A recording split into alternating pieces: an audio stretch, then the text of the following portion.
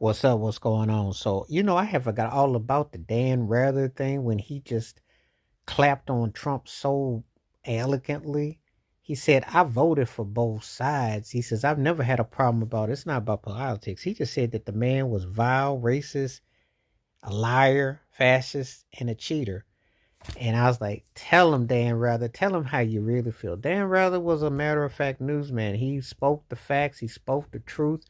He has been a lost vehicle in modernized news journalism. We don't really have newscasters anymore. We have people who sit there and throw opinions like we all do, and they will lie and tell all kinds of stories. Dan Rather was like, that's the way it is. He said everything how I feel about Trump. I mean, when we're talking about from moral perspective, there is no morals. When we're talking about matter of fact, you get that sense, that entitlement, and that whole thing.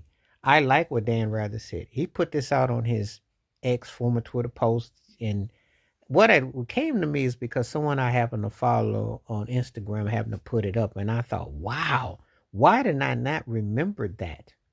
But why is it so timely right now? Because it is very timely. When you see the divide to conquer, when you see the mindset. When I did my video about can you be friends with anybody who likes Trump, this is exactly what I was going on about. And I'm going to throw this one at you too. I had a good old buddy of mine who passed some years ago. And he always said to me, he said, in his mind, he says, white people can't be called racist unless someone else says it. That's what he said. Now, I don't subscribe to that point of view, but he said that. But then I thought, well, if you'd have saw what Dan Rather said, and he would have co-signed it because he did respect Dan Rather. This, a respected journalist, is speaking the facts. There is no sugarcoating. There is no minimalism. This is the facts. And he called him out for his divisive nature, considered him vile, and what he was about.